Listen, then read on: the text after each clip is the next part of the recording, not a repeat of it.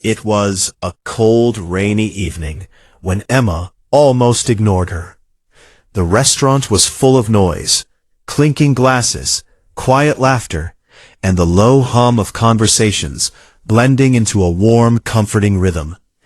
Inside, everything felt alive. Outside, everything felt forgotten. Emma tightened her grip on the tray in her hands as she rushed between tables, balancing plates with practiced ease. Her shift had already stretched longer than expected, and her feet ached, but she kept moving because that was what she always did. Keep moving, keep smiling, keep going. Then, she saw her. Through the rain-covered glass, a frail old woman stood near the entrance, barely sheltered by the narrow awning. Her clothes were soaked, her hair clung to her face, and her hands trembled as she hugged herself for warmth. People walked past her without slowing down. Some glanced briefly, others did not even notice. She looked invisible. Emma paused. For a moment she told herself to keep going. Table 7 was waiting. Table 3 needed refills. Her manager hated delays. Tips mattered. Time mattered. But something felt wrong. What if she walks away and something happens to her? Emma looked around. The restaurant was busy. No one else seemed to care. Then a voice inside her whispered, "If you do nothing, you will remember this forever." She placed the tray down quickly, ignoring the sharp look from her manager, and walked toward the door. The moment she stepped outside, the cold rain hit her skin, but she did not stop. "Ma'am, are you okay?" The old woman looked up slowly. Her eyes were tired but kind. "I'm sorry, dear," she said softly. "I did not mean to stand here. I just needed a moment to rest." "You are soaking wet," Emma said. "Come inside, please." The woman hesitated. "I do not have any money." Emma felt that moment again, that small pause where most people turn away. Tonight, she did not. "Then, tonight you are my guest," Emma replied gently. Inside, a few customers noticed as Emma guided the woman to a quiet corner table. Some exchanged looks. A man near the window shook his head as if he had seen this before. She brought a towel, first placing it gently in the woman's hands. Then she returned with a bowl of hot soup, bread, and a warm cup of tea. The smell alone seemed to bring life back into the woman's face. "Take your time," Emma said softly. The woman nodded, her hands still trembling as she lifted the spoon. The first bite seemed to mean everything. Emma stood nearby, pretending to organize menus, but in truth, she was watching. Watching as the woman's shoulders slowly relaxed. Watching as her breathing steadied. Watching as her eyes filled with tears. "Is it too hot?" Emma asked. "No," the woman whispered. "It is perfect." Minutes passed. The rain outside grew heavier, tapping against the windows like a steady drum. Inside, the world felt distant and warm. Emma finally sat down across from her for a moment. "Have you eaten today?" she asked gently.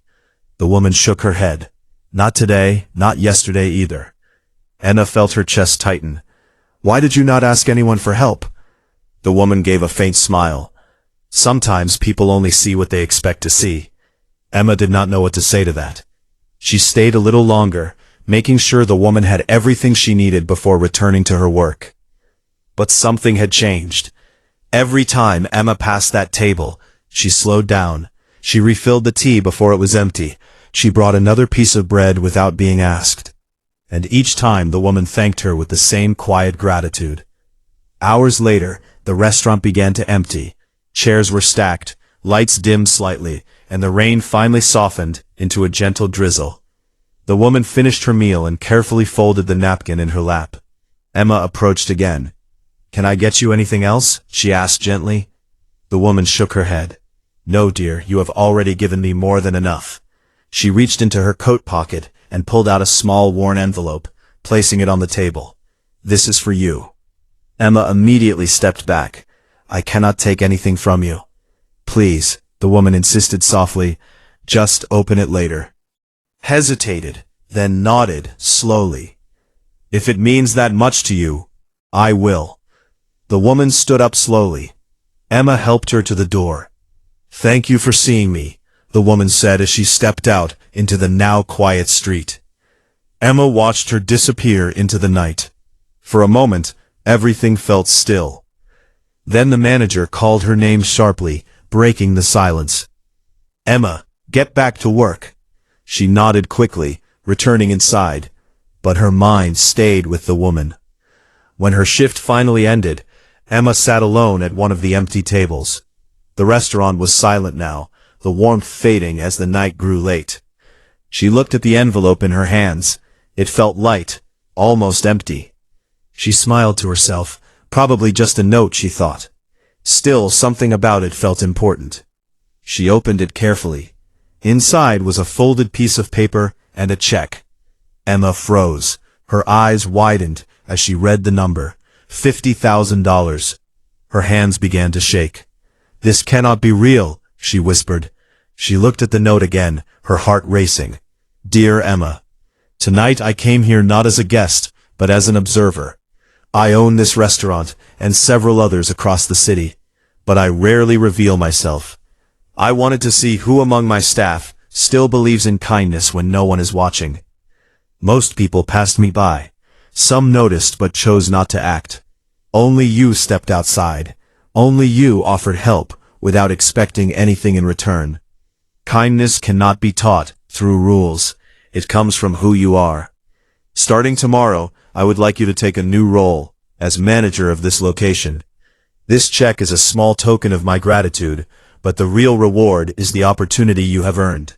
Never lose what makes you different. The world needs more of it. Emma read the note again and again, unable to believe what she was holding. Her mind raced back to every moment. The hesitation, the choice, the simple decision to step outside. Tears filled her eyes, not because of the money, but because of what it meant. All this time she had wondered if being kind mattered in a world that seemed too busy to notice. Now she had her answer. The next morning Emma arrived early. The restaurant looked the same, but everything felt different. Her manager was already there, speaking with someone. When Emma walked in, he turned his expression serious. Emma, this is Miss Carter, he said. Emma looked up. It was her, the same woman from the night before, but now she stood tall, her presence calm and confident. Emma felt her breath catch. You. The woman smiled warmly. Good morning, Emma. The manager looked confused. You two know each other? Emma nodded slowly. Yes, we met last night. Ms. Carter stepped forward. And I am very glad we did. She turned to the manager. Thank you for your time, but I will be taking over from here. The manager's face went pale. Emma stood there, still trying to process everything. Ms. Carter looked at her. Are you ready? Emma hesitated only for a second. Then she nodded. Yes, because deep down she knew something had shifted forever. Not just in her life, but in the way she saw the world. Kindness was not small. It was powerful. It changed lives. Sometimes in ways you could never expect. And sometimes all it took was one moment, one choice, one step into the rain.